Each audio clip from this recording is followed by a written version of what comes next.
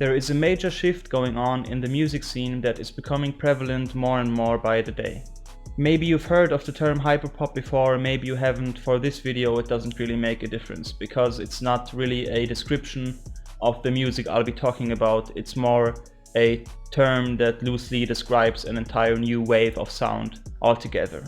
I'll just get into my points and they will explain themselves.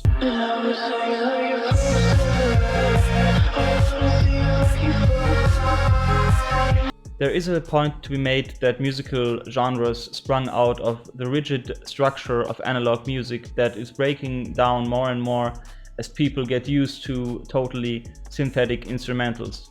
This point that music sounds too synthetic does not only apply to the instrumentals anymore, as the vocals of more avant-garde and underground artists are becoming more and more edited over time, especially the younger artists in those fields, to the point where some have become even hard to identify as stemming from a human at all.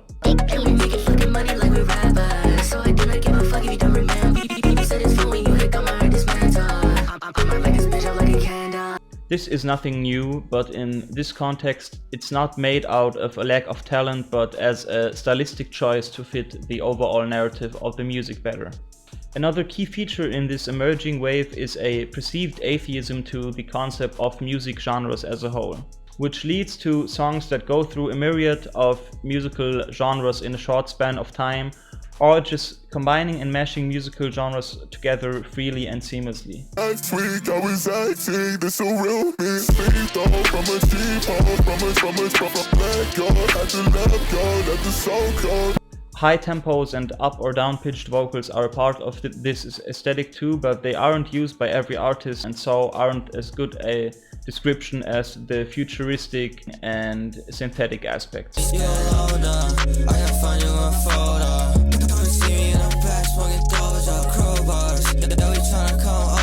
These tempo and pitch aspects can be compared to nightcore remixes in a way, but it's not really the same, because here the main attraction isn't the speeding up of a song, but I think the high tempos and up-pitched vocals are just a result of shorter attention spans and a general over-the-top vocal editing style.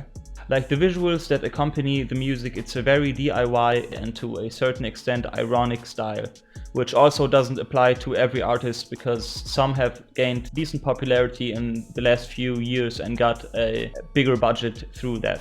This is where some of the most influential artists and the origins of this style come in.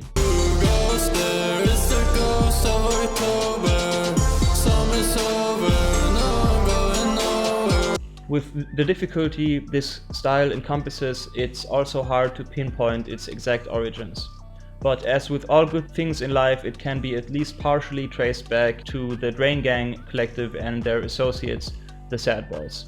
Rappers Bladee, Echo2K, Young Lean, Tyboy Digital and their main producers Young Good, Young Sherman and White Armor have been producing this futuristic and out-of-the-box kind of sound since 2013.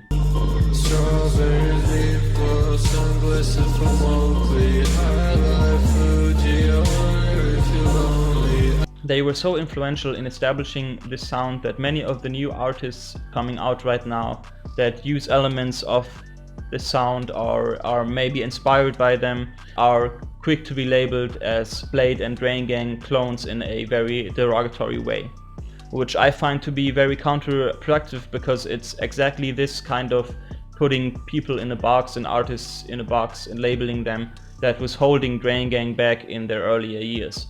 I will be going into more detail in another video where I'll be covering their history and their current evolution.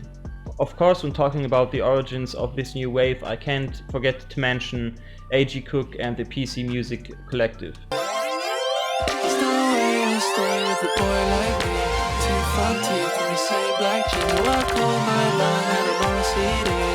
who have become a prominent influence ever since they collabed with Charli XCX on her Pop 2 project, which released in 2017. Since then they have been dominating the pop aspect of hyperpop with artists like Sophie, Dorian Electra, Kero Benito, Charli XCX of course, and recently they have assisted with the rise of 100 gags, which have become very popular in the hyperpop sphere over the last year. Maybe I'll follow up on the PC Music Collective in another video, but that should be enough for a rough introduction into the origins and some of the most influential artists that have created this new kind of sound I'm talking about.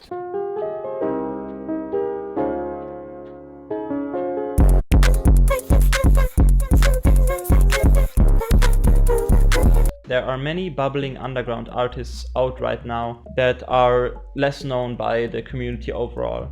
They are where the most interesting current developments of this sound stem from. Artists like Kurtains, Meat Computer, Cemetery, Lou, and Of1 are some examples of very interesting and out-of-the-box production and challenging of musical conventions that I find to be very refreshing in the grand scheme of the music world. I will go into more detail about them and their production in future videos.